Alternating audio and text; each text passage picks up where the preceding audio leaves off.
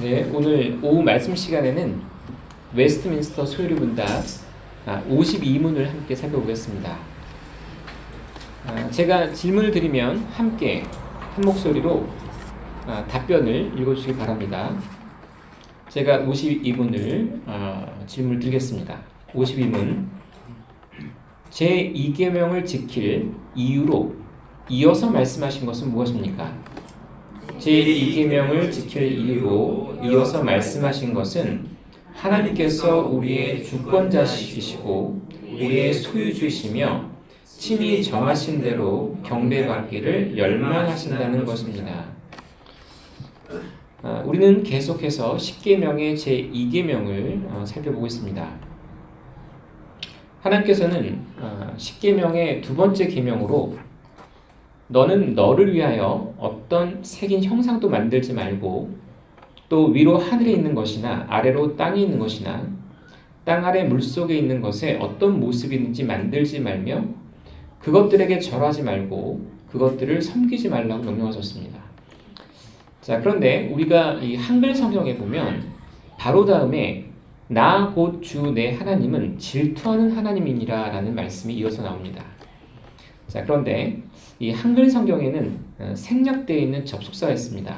그것은 그것들에게 절하지 말고 그것들을 섬기지 말라 하신 다음에 영어 성경이나 히브리 원어를 보게 되면 왜냐하면이라고 하는 접속사가 들어 있습니다. 다시 말해서 하나님께서 우리에게 어떤 새긴 형상이나 어떤 모습을 만들지 말고 그것들에 절하거나 섬기지 말라고 하신 다음에 그 이유를 말씀하신 것입니다. 왜냐하면 그 까닭은 이런 뜻이죠.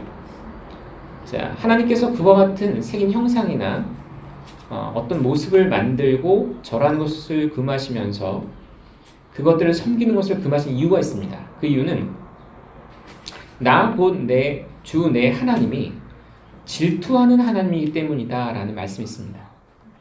다시 말해서 하나님의 성품이 바로 우리가 어떤 형상을 만들거나 또는 어떤 모습을 만들어 놓고 그것들에게 절하거나 섬기는 것을 금하고 있다는 것이죠.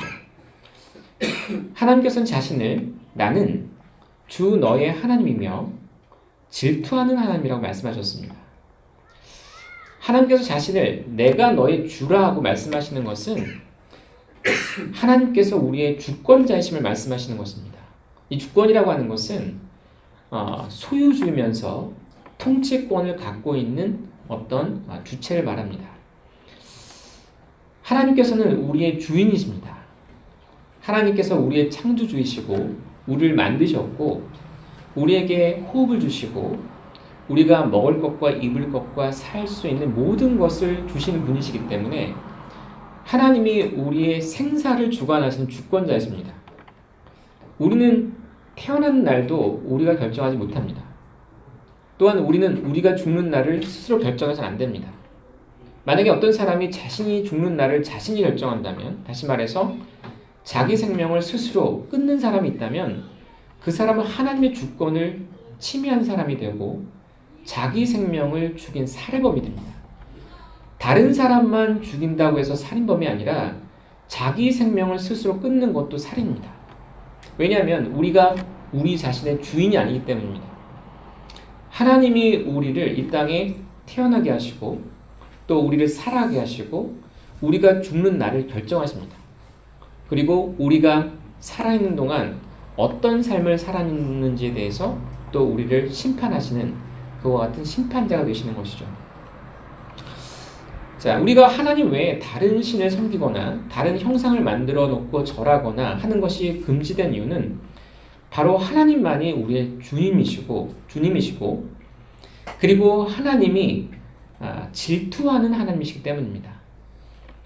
우리는 하나님께서 질투하신다는 이 표현을 어떻게 보면 굉장히 받아들이기가 쉽지 않습니다. 우리가 보통 질투는 사람만이 하는 어떤 감정이라고 생각하기 때문이죠. 그런데 제가 여러 번 설교 시간에 말씀드린 것처럼 하나님은 질투하시는 하나님이십니다. 그런데 이 질투는 우리가 보통 생각하는 시기와는 다른 것입니다. 우리가 시기와 질투를 별로 구분하지 않고 일상생활에 사용하지만 사실 질투라는 감정과 시기라는 감정은 반드시 구별돼야 합니다. 먼저 시기라고 하는 감정은 다른 사람이 나보다 더 많이 갖거나 다른 사람이 나보다 더 많은 것을 누릴 때 그것에 대해서 불만을 품고 그것에서 부러워하면서 어떤 내가 더 그와 같은 좋은 것들 많이 누렸으면 하는 그건 배아파하는 어떤 감정입니다. 그러니까 남의 행복이나 남의 성공을 배아파하는 부정적인 것입니다. 시기는 죄입니다. 우리가 다른 사람의 행복을 보면서 나는 행복하지 못한데 다른 사람은 행복하다 생각하면서 부러워하고 그분 나의 처지를 이렇게 비관하면서 내가 그러한 처지에 있지 못한 것에 대해서 불만을 품는다면 그것은 시기심입니다. 우리가 보통 사촌이 땅을 사면 배가 아프다라고 말하는 것처럼 가까운 사람이 나보다 더 잘 될 때 그것에서 함께 기뻐해주고 축하해주기보다는 얼굴로는 기뻐하는 척하지만 마음으로는 아주 마음이 안 좋은 불편감을 품는 것이죠. 이것은 인간적이면서 타락한 인간이 품는 죄입니다. 그러나 이 질투심이라고 하는 것은 죄가 아닙니다. 하나님은 죄를 지으실 수도 없고 짓지 않으시는 분이시죠. 이 질투라고 하는 감정은 하나님께서 자신이 사랑하는 대상을 향해서 품는 마음입니다. 이것은 합법적인 것이고 공의로운 것입니다. 우리가 보통 결혼에서 이 질투라고 하는 것을 느낄 수가 있습니다. 사랑하는 대상과 연인 사이에서 서로가 서로에게 나도 당신만을 사랑할 것이고 당신도 나만을 사랑할 것이라고 이렇게 독점적으로 서로 사랑을 약속할 때 이 질투라는 감정이 합법적으로 발생할 수 있습니다. 결혼한 부부 가운데 남편이 자기 아내 외에 다른 여인을 사랑하고 그리고 남편이 자기 아내 외에 다른 여인을 통해서 자녀를 낳는다든가 이와 같은 어떤 불륜이나 어떤 신의를 깨트리는 행위를 할 때 서로가 서로만을 사랑하기로 약속했기 때문에 그 배반을 당한 사람이 배신한 사람을 가서 품게 되는 감정이 질투입니다. 이것은 악한 감정이나 죄악된 감정이 아니라 사랑하는 사람 사이에서 반드시 일어나야 되는 감정입니다. 만약 부부가 있는데 어떤 아내가 다른 남자, 외간 남자를 좋아하고 따라다니는데 남편이 어떤 그것에서 화가 나거나 분노하거나 그런 아내가 신의를 깨트렸던 것에 대해서 어떤 아무런 감정을 느끼지 못한다면 그것은 그 남자가 아내를 사랑하지 않는다는 뜻입니다. 왜냐하면 사랑하는 사람이 자기 아내 외에 다른 사람을 사랑하고 있다면 사랑하는 아내가 자기 외에 다른 남자를 사랑하고 있다면 남편이 당연히 그것에서 말할 수 없는 분노와 그것 속에 슬픔과 비통함이 있어야 되는 것이죠. 왜냐하면 내가 사랑하는 대상이 나를 말고 나를 버리고 다른 대상을 사랑하게 됐다는 것은 정말 그것을 말할 수 없는 고통인 것이죠. 자, 하나님은 우리를 향해서 질투를 느끼십니다. 하나님이 우리를 향해서 질투를 느끼신다는 것은 그만큼 우리를 사랑하신다는 것입니다. 하나님이 우리를 사랑하시지 않으면 우리에게 아무 감정이 없으십니다. 우리가 누구를 사랑하건 누구를 따라가건 우리의 관심이 없으신 것이죠. 근데 하나님이 우리에게 대해서 질투라고 하는 이런 강렬한 감정을 느끼신다는 것은 하나님은 우리를 사랑하시되 너무나 지극하게 사랑하신다는 것입니다. 그리고 그 하나님께서 우리를 향해서도 하나님이 우리를 사랑하시는 것처럼 우리도 하나님을 그렇게 사랑하기를 요구하십니다. 서로 사랑하는 관계를 원하시는 것이죠. 하나님이 이 땅에 사람을 만드신 목적은 하나님이 이 세상을 만들어 놓고 그리고 하나님이 이 세상의 질서를 이렇게 어떻게 보면 세팅한다고 하죠. 정해 놓으신 다음에 이 세상에서 손을 떼시고 그냥 세상이 어떤 태엽을 감은 시계처럼 그냥 굴러가게 두시는 것이 아닙니다. 하나님은 세상을 만들어 놓으시고 멀리 떨어져서 너희가 하고 싶은 대로 하며 살아봐 이렇게 말씀하시는 것이 아니라 하나님은 우리와 관계를 맺기 원하십니다. 하나님은 우리를 특별한 존재로 만드셨고 하나님의 형상으로 만드셨을 뿐만 아니라 우리와 창조주와 창조물로서 아버지와 아들로서 아버지와 자녀로서 특별한 관계 가운데 서로 사랑하기 원하시는 것이죠. 심지어 더 나아가서 죄를 지어 자신을 배반한 이 죄인들을 구원하셔서 자신이 사랑하는 유일한 아들과 결혼시켜서 그 아들이 상속받을 왕국에서 함께 교회로서 그리스도와 함께 연합되어서 함께 영광을 얻도록 작정하셨습니다. 믿는 자들을 그리스도 안에서 영원한 상속자로 삼으시기로 결정하신 것이죠. 하나님은 우리를 향해서 이 질투를 느끼신다는 것은 우리를 향해서 그만큼 말할 수 없는 관심과 사랑을 갖고 계시다는 것입니다. 그렇기 때문에 우리가 하나님을 배반하거나 하나님이 아닌 다른 신을 사랑하고 섬기게 되면 하나님은 분노하십니다. 하나님은 우리를 향해서 특별한 감정, 특별한 사랑을 베푸시기 때문에 우리가 그 특별한 사랑과 감정에 대해서 합당하게 반응하지 않고 하나님이 아닌 다른 하나님보다 못한 우상에게 빠져서 그 우상을 만들고 절하고 섬기게 되면 하나님은 그런 행위에 대해서 질투심을 느끼시고 그에 대해서 반드시 벌하신다고 말씀하시는 것이죠. 반면에 이와 같은 하나님의 마음을 알고 하나님의 사랑을 알고 그 하나님을 사랑하게 되어서 그 하나님의 명령을 지키는 그 사람들에게는 하나님께서 아까 말씀드렸던 놀라운 긍휼을 베푸십니다. 은혜를 베푸시고 그들에게 썩지 아니하고 부패하지 않고 더럽혀지지 않는 영원한 왕국을 상속으로 주셔서 그들이 영원한 기쁨을 누리게 하시는 것이죠.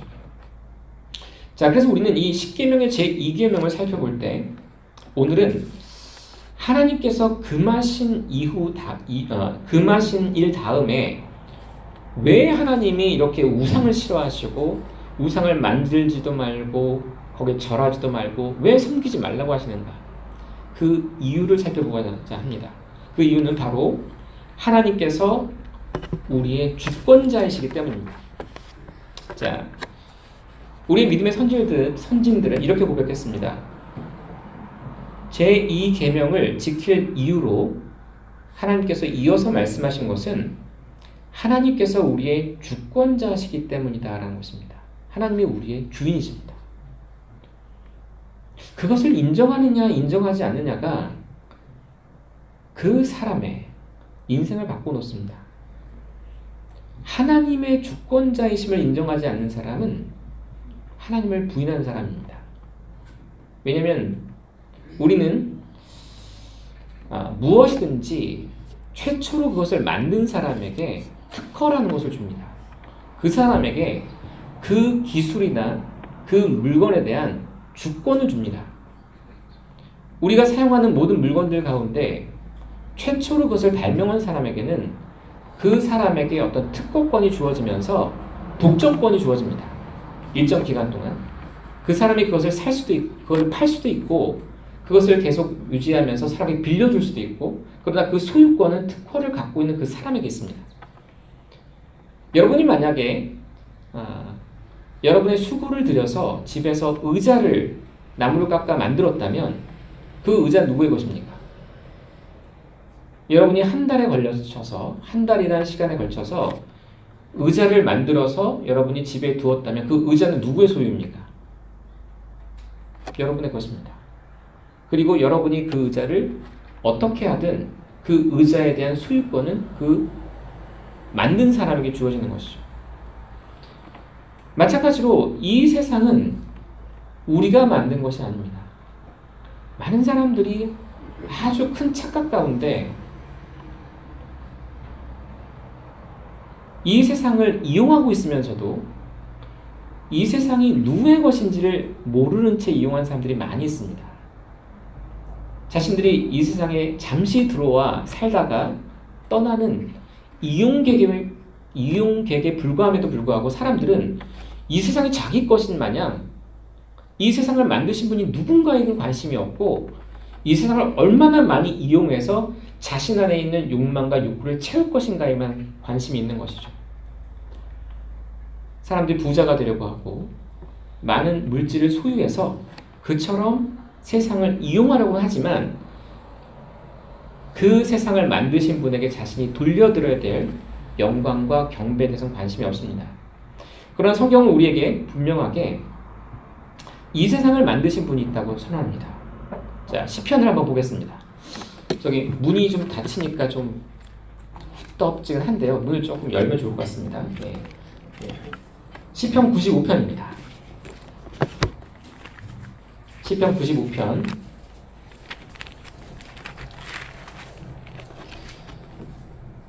자, 2절, 3절, 6절, 7절을 함께 한 목소리 읽겠습니다. 시편 95편 2절과 3절입니다. 자, 다 함께 읽겠습니다. 시작. 우리가 감사하며 그분 앞에 나아가고 시를 지어 그분을 향해 즐거이 소리치자. 주는 위대한 하나님이시요 모든 신들보다 위에 계신 위대한 왕이시로다. 자, 계속 그럼 계속 읽어서 7절까지 읽겠습니다. 시작. 땅의 깊은 곳들이 그분의 손안에 있으며 산들의 능력도 그분의 것이로다. 바다도 그분의 것이니 그분께서 그것을 만드셨으며 마른 땅도 그분의 손이 조성하셨다. 오라 우리가 경배하고 절하며 우리를 만드신 분 곧 주 앞에 무릎을 꿇자. 그분은 우리의 하나님이시오 우리는 그분의 초장의 백성이며 그분의 손의 양들이로다. 오늘 너희가 그분의 음성을 듣거든 8절 읽겠습니다. 경노하게 하던 때와 같이 또 광야에서 시험하던 날에 한 것 같이 너희 마음을 강팍하게 하지 말라. 여러분 이 말씀에는 우리가 어떤 사람인지가 기록되어 있고 그리고 우리를 만드신 분이 누구신지가 기록되어 있습니다. 그리고 우리를 만드신 분께 우리가 마땅히 돌려드려야 될 그와 같은 은혜의 보답이 무엇인지가 기록되어 있는 것이죠. 제가 조금 전에 사람들이 하나님의 것들을 이용하면서도 자신들이 이용하는 것이 누구로부터 왔는지도 생각하지 않고 그 모든 것을 값없이 사용하게 하시는 분께 감사하지도 않고 영광을 돌리지도 않는다는 것을 말씀드렸습니다. 우리가 하나님을 믿는다는 것은 하나님이 누구신가를 아는 것이고 그리고 우리가 어떤 존재인지를 알면서 그 하나님 앞에 합당한 경배와 영광을 돌리는 것입니다. 성경은 하나님을 향해서 이렇게 말합니다. 성경은 하나님을 가리켜서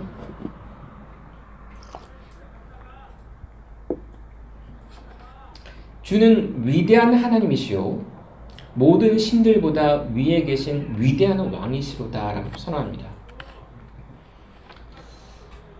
하나님은 위대하신 분이십니다. 하나님은 지극히 크시고 지극히 위엄이 있으신 분입니다. 우리가 지금 살아가는 이 지구를 하나님 만드셨습니다. 우리는 요즘 이 유튜브란 영상을 통해서 우리가 살고 있는 지구가 이 우주 속에서 얼마나 작은 존재인지 보게 됩니다. 우리가 이렇게 비행기를 타도 오랜 시간이 걸리는 이 지구가 이 태양계를 넘어서 이 갤럭시라고 하는 은하계로 가게 되면 보이지도 않는 존재로 사라져버립니다. 이 갤럭시라고 하는 은하계도 수천억 개의 어떤 별들이 모여 있는데 그 수천억 개의 별들이 있는 은하계들이 또 수천억 개가 있습니다. 우리가 상상의 어떤 한계를 뻗어나갈 때 아무리 뻗어나가도 닿을 수 없는 그와 같은 위대함이 하나님께 있습니다. 왜냐하면 하늘도 하나님이 만드셨고 땅도 하나님이 만드셨기 때문이죠. 우리는 이 우주를 생각할 때 그리고 이 우주 속에 있는 이 지구의 작음을 생각할 때 그리고 이 지구에 살고 있는 우리 존재의 또 작음을 생각할 때 우리는 하나님 앞에서 어떻게 보면 벌레보다도 못한 그와 같은 미미한 존재에 불과하다고 생각합니다. 여러분 산에 가거나 길을 가다가 여러분의 발에 밟혀 깔려 죽는 그 무가치해 보이는 개미나 벌레들 생각해 보십시오. 우리의 가치에 비해서 벌레들은 깔려 죽어도 이름 없이 죽어갑니다. 그래도 우리는 그 죽었다는 것을 전혀 생각하거나 관심을 두지도 않습니다. 왜냐하면 너무나 가치가 없게 생각하기 때문에 그 우리 발밑에 깔려 죽는 곤충이 무엇이 죽었는지 우리는 생각하지도 않고 지나갑니다. 하나님이 얼마나 크시고 우리가 얼마나 작은지 생각해 보십시오. 하나님께서 우리 같은 존재가 이 땅에 살다가 사라진들 하나님께 무슨 의미가 있겠습니까? 수많은 70억, 80억 되는 개미 중에 한 마리가 죽었다고 해서 하나님이 슬퍼하시거나 애도하시거나 그 한 마리의 개미나 벌레가 하나님이 아닌 다른 어떤 대상에게 경배한다고 해서 하나님께 무슨 하등 어떤 영향이 가겠습니까? 하나님은 지극히 위대하시지만 그 지극히 위대하신 하나님께서 우리 한 사람 한 사람에게 관심이 있으시다는 것입니다. 여러분 한 사람 한 사람이 우리가 발밑에 밟아 죽이는 개미처럼 우리에게 무가치하게 우리가 대하지만 하나님은 우리를 그렇게 대하지 않습니다. 우리의 출생하는 날, 연도부터 날, 시간을 주님께서 정하셨습니다. 여러분이 이 땅에 태어난 그 시간 여러분이 정한 것이 아니라 하나님이 정하신 것입니다. 여러분이 만난 그 부모님도 하나님이 정하신 것입니다. 여러분이 부모를 골라서 태어나지 않았지 않습니까? 하나님이 여러분을 그런 부모에게 태어나게 하셨습니다. 여러분이 생각하는 그 얼굴, 외모도 어떻습니까? 여러분이 코, 눈, 입 모양을 결정하고 태어나신 것이 아니라 하나님이 주신 대로 여러분은 받았습니다. 우리 모두가 그렇습니다. 그런데 놀라운 것은 무엇이냐면 이렇게 수많은 사람들이 다 지문이 다릅니다. 모두가 홍채가 다르고 그 유전자가 다르고 모든 성향과 기질이 다릅니다. 심지어 일란성 쌍둥이로 태어나는 그 자매나 형제도 다릅니다. 하나님께서 우리 각 사람 한 사람 한 사람을 너무나 신비하게 만드셨습니다. 그 이유는 하나님께서 우리 한 사람 한 사람에 너무나 지극히 큰 관심이 있으시다는 것이죠.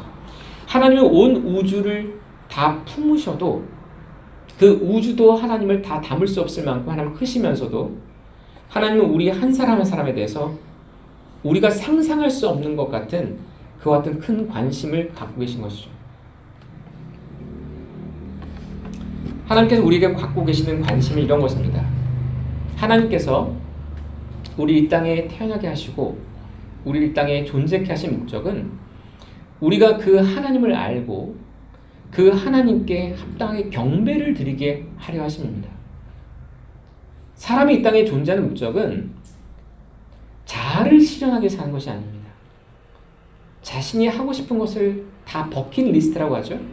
자기 인생에 하고 싶은 소원들을 이루기 위해 사는 것이 아니라 사람이 이 땅에 존재하는 목적은 자기를 만드신 그 하나님을 알고 그 하나님을 참되게 경배하는 자로 세워져서 그 하나님과 진정으로 사랑의 관계를 맺고 그 하나님 안에서 참된 기쁨과 행복을 누리도록 하나님이 우리를 만드신 것이죠. 자, 6절입니다. 오라 우리가 경배하고 절하며 우리를 만드신 분 곧 주 앞에 무릎을 꿇자. 여러분 하나님 앞에 가서 무릎을 꿇어보신 적 있습니까? 만약에 하나님 앞에 무릎을 꿇어본 적이 없는 분이 있다면 그분은 아직 하나님을 모르는 것입니다. 하나님을 아는 자는 날마다 하나님 앞에 가서 무릎을 꿇어야 합니다. 왜냐하면 그 하나님이 날마다 이 하루를 주시는 분이기 때문이죠. 여러분 해는 왜 뜹니까? 해가 제가 자주 말씀드리지만 1년 365일에 뜨는 시간이 정확히 정해져 있습니다. 몇 날 며칠엔 반드시 그 시각이 뜨도록 정해져 있고 그 시간에 어김없이 반드시 뜹니다. 여러분은 해는 왜 항상 수천 년 동안 정해진 시간에 뜨는 것입니까? 바로 하나님께서 자신의 그 전능하신 권능을 가지고 우리에게 날마다 하루하루를 주시는 것입니다.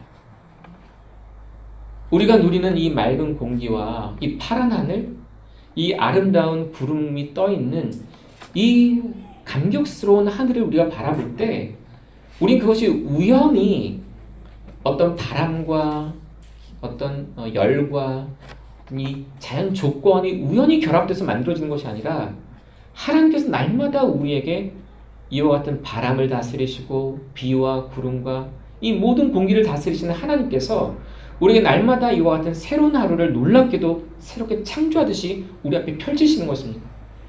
그래서 우리가 사실은 이 땅에 하루를 살고 가더라도 우리는 어마어마한 능력과 어떤 권능만이 줄 수 있는 그런 어떤 혜택을 누리고 가는 것입니다.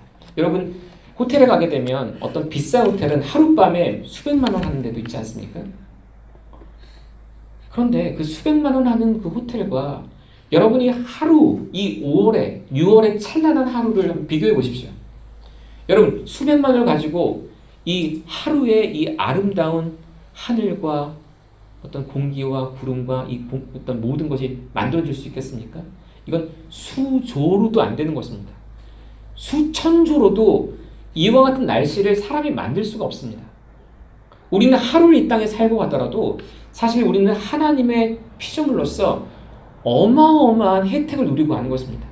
그런데 하물며 우리가 하루도 아니고 우리가 지금 여기 살고 있는 여기 앉아 계신 분들이 다이가 어떻게 되십니까? 아이들만 해도 14년 더 큰 성장한 성인들은 20년, 25년, 40년, 50년, 60년, 80년 이와 같은 긴 세월 동안 하나님께서 우리를 이 땅에 살게 하셨고 하나님께서 우리를 향해서 날마다 은혜를 베풀어 주셨다는 것은 우리를 향한 사랑과 관심과 긍휼이 어마어마하게 크다는 것을 말씀하는 것입니다.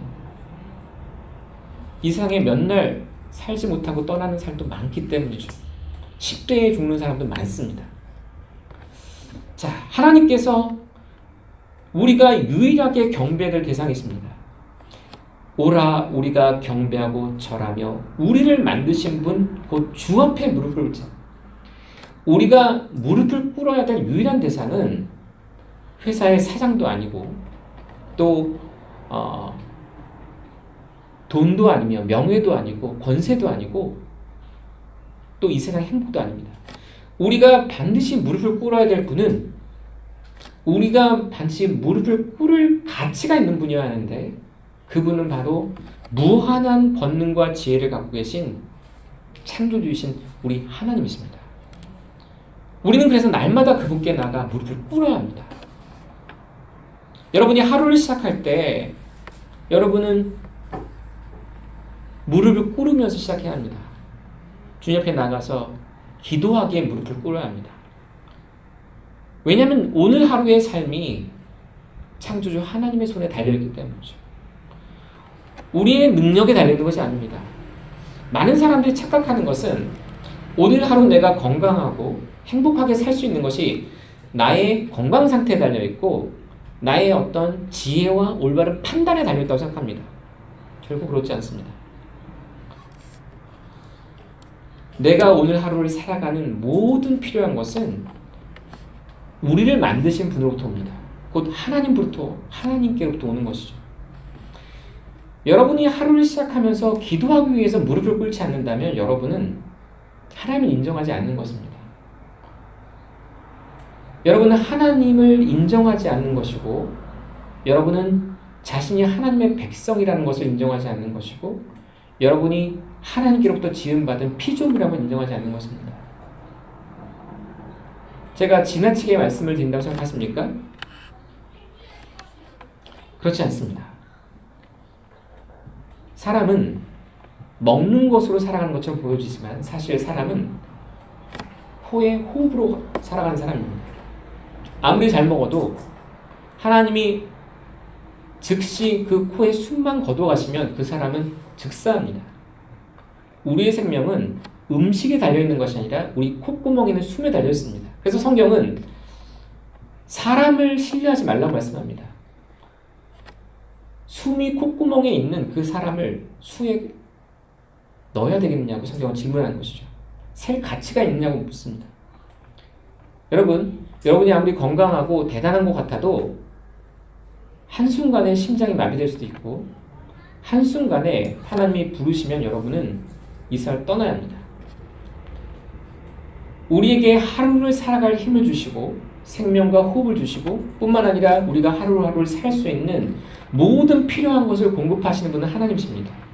자, 성경은 하나님을 이렇게 표현합니다. 그분은 우리의 하나님이시요 우리는 그분의 초장의 백성이며 그분의 손에 양들이로다.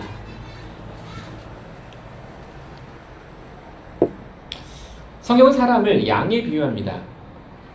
여러분이 어떤 강원도나 양을 많이 치는 곳에 가게 되면 양을 보실 수 있습니다.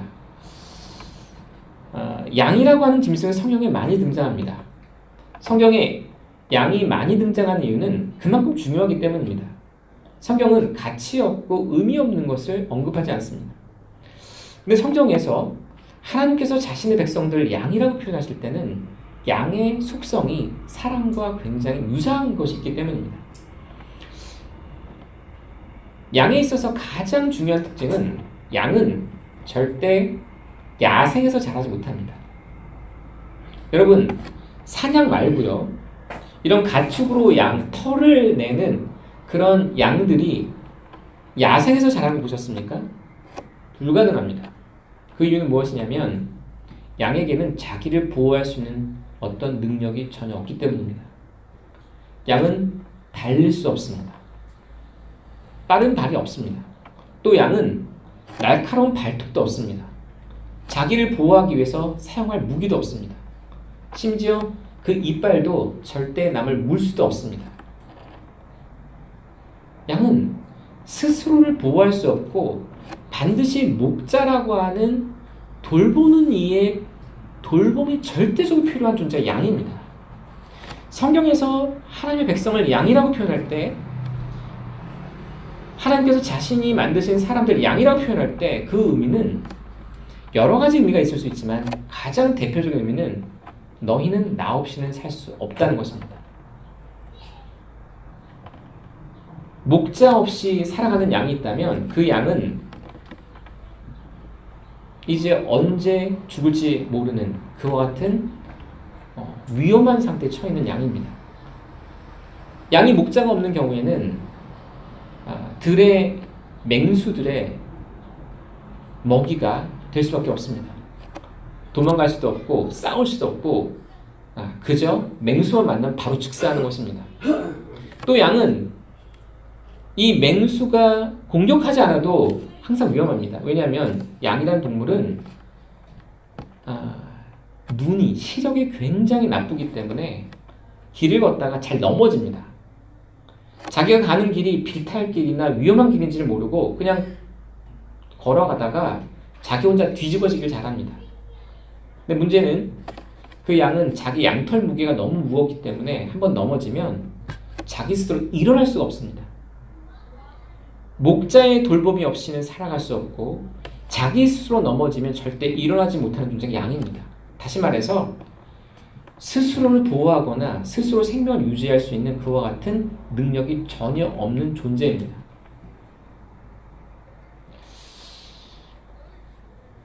이것을 아는 사람은 참으로 행복한 사람입니다. 자신이 양에 불과하고 그리고 주님께서 자신의 목자이시라는 것을 아는 사람은 정말 행복합니다. 왜냐하면 목자 없는 양은 너무나 비참하지만 정말 사랑이 많고 유능한 목자가 기르는 양들은 가장 세상에서 행복합니다. 왜냐하면 그 목자가 그 양을 참으로 부드럽고 사랑 가운데 항상 인도하고 항상 푸른 초장으로 항상 잔잔한 물가로 그리고 사망의 음침한 골짜기를 지날지라도 반드시 그 목자가 자신의 지팡이와 막대기로 그 양을 지켜내기 때문이죠. 선한 목자의 돌봄을 받는 양은 행복합니다. 그러나 그 목자의 돌봄을 떠나서 혼자 살아가는 양들은 정말 위험하고 비참합니다. 성경은 우리에게 무엇을 말씀합니까? 하나님이 우리의 목자시고 우리는 그분의 초장의 백성이며 그분의 손에 양들이라고 말씀합니다. 여러분 이 말씀을 들을 때 여러분은 어떠십니까? 이 하나님을 잘 모르는 사람들은 절대 양의 삶을 기뻐하지 않습니다. 오히려 이 호랑이나 사자처럼 혼자 들판에서 자기 힘으로 포효하면서 능력을 발휘하면서 자신의 어떤 위엄과 자신의 능력을 과시하면서 사람들에게 이렇게 자신을 드러내고 싶어 하지 목자이신 주님의 뒤를 따르면서 예수님만이 영광을 받으시고 자신은 그 예수님의 울타리 안에서, 예수님의 우산 아래서 그렇게 평안히 사는 삶은 너무 재미없는 삶이라고 생각합니다. 그러나 여러분, 여러분이 하나님의 말씀을 통해서 여러분 안에 있는 죄가 얼마나 무서운 것인지를 알게 된다면, 그리고 그 죄의 위력 앞에서 여러분이 결코 스스로를 해방할 수 없는 그 죄에 사로잡힌 것을 여러분이 느끼게 된다면 여러분은 여러분을 구원하실 선한 목자이신 그리스도를 찾게 될 것입니다. 제가 자주 언급하는 책 중에 영국의 청교도였던 존 버넌이 쓴 천류욕정이 있습니다. 저는 여러분에게 이 천류욕정을 반드시 한 권씩은 구입하셔서 읽으시길 권합니다. 이 천류욕정은 한자어로 하늘로 가는 길인데, 이 역정이라는 뜻은 제가 예전에는 오해했었는데, 역정은 이력할 때 역자여서 하늘로 가면서 경험하게 되는 여러 가지 과정을 나타내는 고 천국에 이르게 도와주는 길을 말합니다. 천로 역정. 하늘로 가는 그 길 가운데 만나게 된 수많은 어떤 난관이나 어려움들을 여러 가지 비유를 통해서 이렇게 예화로 보여준 책입니다. 이 천역정은 성경 다음으로 가장 많은 언어와 가장 많은 부수로 번역된 책입니다. 이 천역정은 많은 사람들이 우화라고 생각하면서 가볍게 생각하지만, 천역정은 이 성경에 대해서 가장 지금까지 가장 어떻게 보면은 구원의 길을 가장 놀랍게 보여준 책이라고 사람들이 인정합니다. 우리가 잘 아는 스펄전이라고 하는 설교자는 이 천육정을 가르쳐 이렇게 말했습니다. 천육정과 천육정을 쓴 존 버넌에 대해서 이렇게 말하죠. 존 버넌은 그 사람 안에 성경의 피가 흐른다, 이렇게 표현했습니다. 존 버넌 안에는 성경의 피가 흐른다. 그리고 이 스펄전은 자신이 천육정을 100번 이상 읽었습니다. 그리고는 이렇게 말했습니다. 내 안에는 천육정의 피가 흐른다, 이렇게 표현했습니다. 그 말은 이 천육정이 사람이 어떻게 구원을 받고 어떤 과정을 거쳐서 어떻게 천국에 이르는지를 너무나 잘 보여주고 있고, 그리고 그 안에 하나님의 철저한 성경에 근거한 가르침이 있기 때문입니다. 제가 왜 천육정을 이렇게 강조해 드리냐면, 사람이 회심하여 하나님 앞에 나와 자신이 목자가 필요한 존재라는 걸 인정하게 되려면 먼저 천육정에서 말하는 것처럼 죄의 짐을 져봐야 합니다. 죄의 짐. 천육정은 한 크리스찬이라고 불리는 사람이 자기 어깨 위에 아주 무거운 짐을 진 채 등장합니다. 그리고 그 손에는 책을 하나 들고 있는데 성경책입니다. 그는 이 무거운 짐을 지고서 성경책을 보면서 탄식하고 슬피 우는 장면이 최초의 장면입니다. 그러면서 이렇게 외칩니다. 내가 어떻게 해야 구원을 받을 수 있을까? 어떻게 하면 내가 이 죄의 짐을 벗을 수 있을까라는 탄식으로부터 시작됩니다. 여러분의 삶 가운데 죄의 짐을 경험해보지 못한 분이 있다면 그분은 아직 자신이 하나님의 양이 되는 것이 무엇인지를 전혀 모르는 사람입니다. 하나님의 말씀을 통해서 죄의 짐을 지고 어떻게 하면 내가 이 무거운 짐을 벗을 수 있을까? 어떻게 하면 내가 이 고통스러운 삶에서 벗어나서 정말 구원받은 참된 자유에 이를 수 있을까라는 이와 같은 어떤 갈망과 탄식이 없는 사람은 아무리 오랫동안 교회를 다니고 아무리 성경 말씀을 많이 배워도 그 사람은 이 말씀을 통해 아무런 유익을 받지 못합니다. 그 이유는 자신의 무능함이나 자신의 무기력함을 모른 채 자기 스스로 다 할 수 있다는 교만함에 사로잡혀 있기 때문이죠. 그러나 이 율법을 통해서 자신의 죄를 깨닫기 시작하면 자신이 결코 스스로 이길 수도 없고 벗어날 수 없는 아주 무서운 주인을 만나게 됩니다. 죄라고 하는 주인이죠. 죄. 이 죄라는 주인은 그 죄로부터 벗어나려면 벗어나려고 노력할수록 더 그 사람을 아주 더 강한 족쇄로 붙잡는 무서운 주인입니다. 여러분 안에 한 가지라도 죄가 무엇인지 깨닫고 있다면 그 죄를 한번 버리려고 한번 해보십시오. 여러분 안에 탐심이나 여러분 안에 있는 어떤 간음하는 생각이나 여러분 안에 있는 어떤 거짓이나 여러분 안에 어떤 미움이나 증오심이 있다면 그거를 스스로 한번 버리려 노력해 보십시오. 노력하면 노력할수록 그 죄가 여러분을 더 강력하게 올가매는 걸 경험하게 될 것입니다. 사람들이 죄를 알지 못하기 때문에 그리스도께 나오지 않습니다. 그러나 성경은 그리스도인들은 주님의 양이라고 말합니다. 다시 말해서 목자를 원하는 사람들입니다. 자기 스스로는 결코 살아갈 수 없다는 걸 아는 사람입니다. 자기 능력과 힘으로는 결코 죄로부터 해방될 수도 없고 죄를 하나도 씻을 수도 없고 그리고 자신의 마음속에는 염려와 근심을 떨쳐버릴 수도 없고 그 죄와 근심과 염려에 짓눌릴 수밖에 없는 자신의 나약함을 아는 사람이죠. 양은 나약한 자입니다. 자신의 연약함을 알고 겸손히 주님 앞에 무릎 꿇는 사람인 것이죠. 여러분은 인생을 어떻게 살아가고 계십니까? 여러분의 삶을 이렇게 관찰해 보면 여러분은 맹수와 야수처럼 혼자서 늠름하게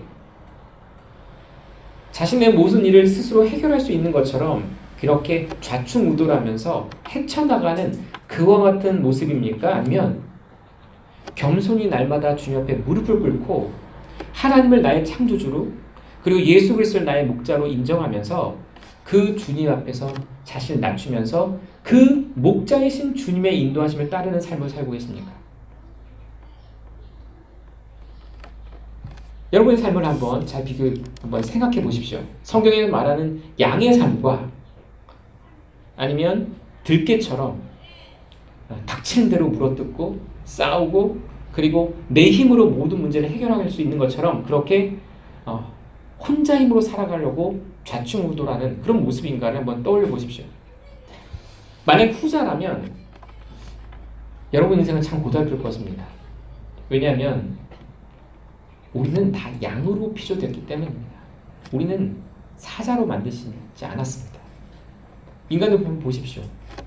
인간은 날카로운 발톱도 없습니다. 날카로운 치아도 없습니다. 달리기도 그리 빠르지 않습니다. 인간은 지성과 감성과 의지라고 하는 인격을 가져서 탁월한 것이지 동물만큼 달리기를 잘하거나 동물만큼 강력한 이빨을 갖거나 어떤 사나운 짐승만큼 날카로운 발톱을 갖고 있는 것이 아닙니다. 그런 양처럼 피조된 여러분이 하나님을 떠나 스스로 그렇게 자신이 강력하게 되기 위해서 스펙을 쌓고 무언가를 갖춰서 강한 사람과 남에게 무시당하지 않는 그런 위치에 올라가려고 애를 쓰고 있다면 여러분의 인생은 제가 자세히 들여다보지 않아도 압니다. 참으로 고달픈 인생입니다. 참으로 수고하고 짐진 아주 고통스러운 삶입니다. 그러나 예수님께서 무엇을 말씀하십니까? 수고하고 무거운 짐진 자들아 다 내게로 오라. 내가 너에게 안식을 주리라. 주님을 떠나 살아가는 삶은 길 잃은 양처럼 온갖 위험에 노출된 불행한 삶입니다. 그런 양들에게 주님이 말씀하십니다. 내게로 오라. 그 수고하고 무거운 짐을 지고 그냥 내게로 오라. 내가 너희에게 안식을 주리라. 나는 마음이 온유하고 겸손하니 내 멍에를 메고 내게 배우라. 그리하면 너희가 영혼의 안식을 얻으리라. 나의 멍에는 쉽고 내 짐은 가벼우니라. 여러분, 목자이신 그리스도와 함께 살아가는 삶은 쉬운 멍에와 가벼운 짐입니다. 그러나 주님을 떠나서 혼자 헤쳐나가는 삶은 날마다가 사투이고 날마다가 비참한 삶인 것이죠. 여러분은 목자이신 예수님께로 돌아왔습니까? 목자이신 예수님께로 돌아와 그 그리스도 안에서 안식하십니까? 여기 보게 되면 이런 말씀이 있습니다. 오늘 너희가 그분의 음성을 듣거든 경노하게 하던 때와 같이 또 광야에서 시험하던 날에 한 것 같이 너희 마음을 강팍하게 하지 말라. 여러분, 지금 주님이 여러분에게 말씀하시지 않습니까? 수고하고 무거운 짐진 자들아 다 내게로 오라. 이 말씀을 들을 때 마음을 강팍하게 하지 마십시오. 예수님을 내가 어떻게 믿을 수 있지? 예수님을 어떻게 신뢰한단 말이야?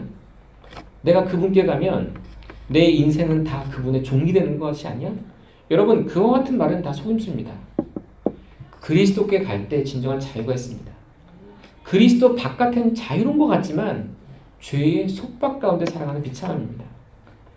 그리스도를 떠난 삶은 죄를 통해서 쾌락을 즐기지만 그 죄가 주는 쾌락은 결국 나를 송곳처럼 찌르는 그와 같은 심판으로 돌아올 것입니다. 그러나 예수님께서 우리에게 주시는 참된 평안과 기쁨은 영원한 안식입니다. 자, 베드로전서 말씀을 한번 보겠습니다. 베드로전서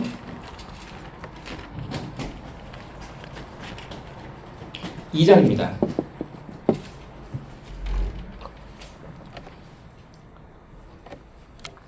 자, 2장 25절을 다 함께 읽도록 하겠습니다. 베드로전서 2장 25절 같이 읽겠습니다. 시작. 너희가 전에는 길 잃은 양 같았으나 지금은 너희 혼의 목자요 감독이신 분에게로 돌아왔느니라. 이곳에 앉아 계신 분들 가운데 혹시 인생에 고달픈 분 없습니까? 길을 잃고 방황하고 있는 내 인생이 참 양과 같다는 분 없습니까? 지금까지 살아왔는데 어디를 가도 무엇을 해도 안정이 없고 방황하고 있다는 것을 느끼는 분 없습니까?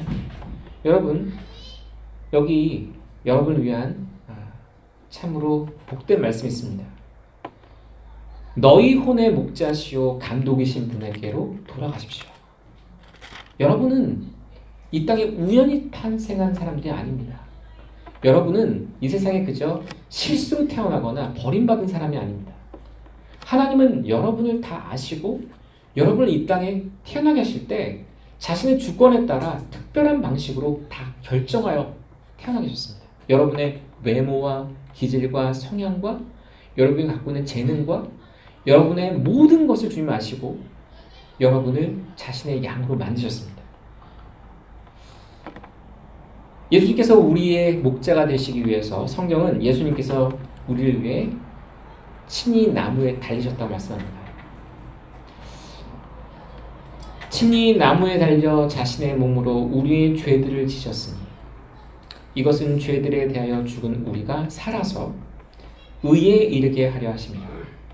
그분께서 채찍에 맞음으로 너희가 고침을 받았나니 너희가 전에는 길 잃은 양 같았으나 지금은 너희 혼의 목자요 감독이신 분에게로 돌아왔느니라.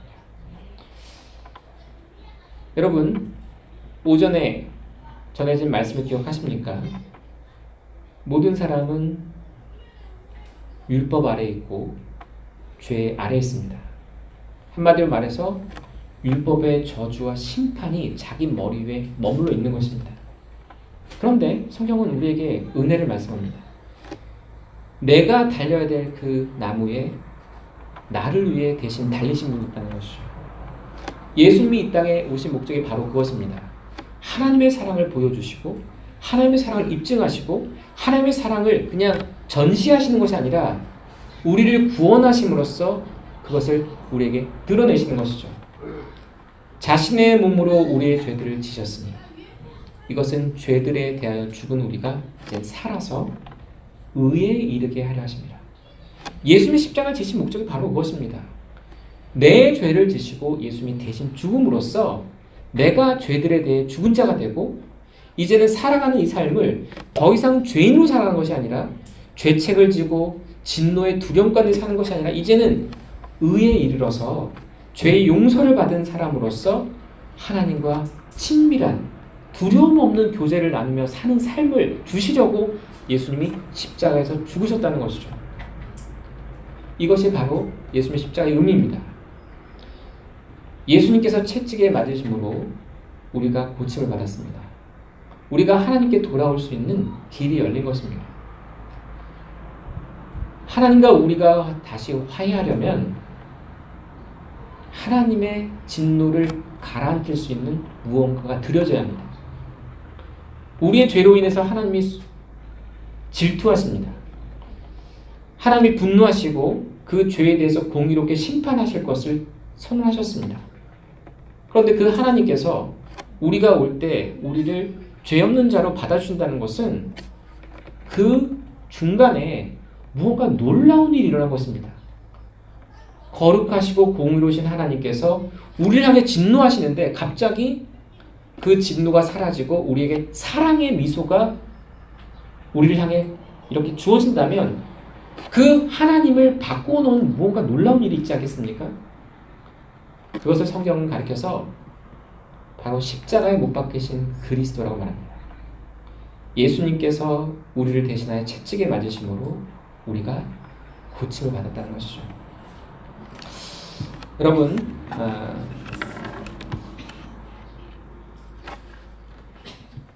우리가 이 땅을 살아가면서 우리가 날마다 기억해야 될 한 가지 사실은 하나님께서 우리의 주권자시라는 것입니다. 우리가 주인이 아니고 하나님이 주인이시라는 것이죠. 우리가 우리를 만든 것이 아니라 하나님이 우리를 만드셨습니다.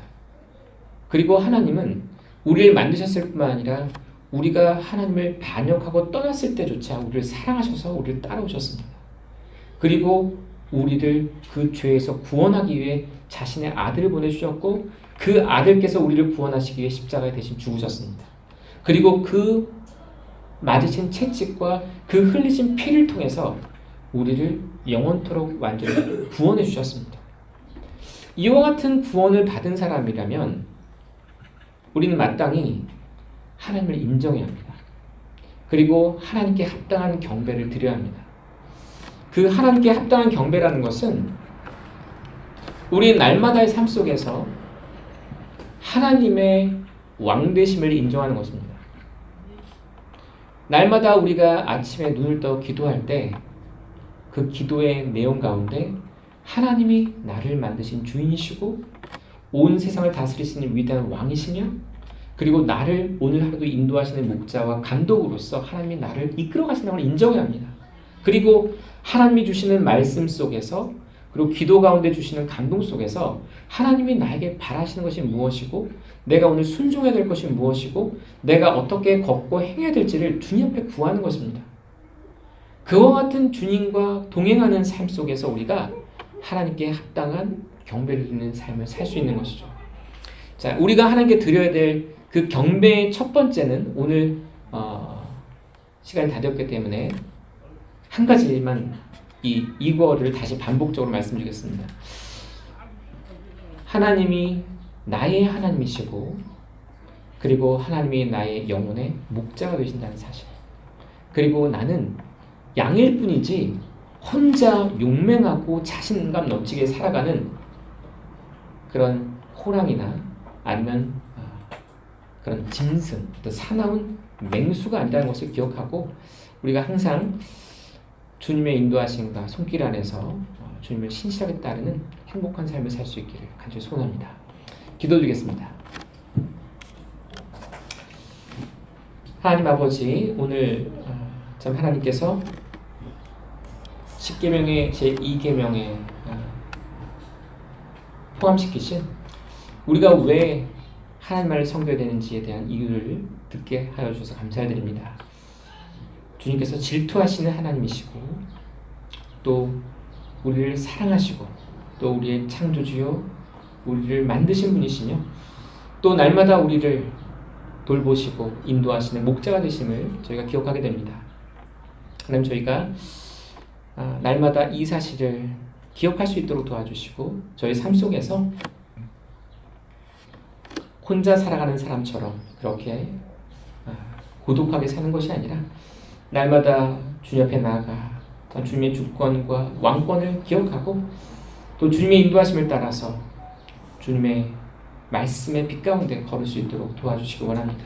네. 무엇보다 우리 안에 함께 계시는 성령님께서 우리를 인도하시는 그 인도하심에 더 민감할 수 있도록 도와주시고, 저희가 교만하게 또 어리석게 스스로 모든 것을 할 수 있느냐 참 살지 않도록 도와주시면 늘 겸손함과 또 가난한 마음으로 주님의 은혜를 사모할 수 있도록 이끌어 주시기를 간절히 기도합니다.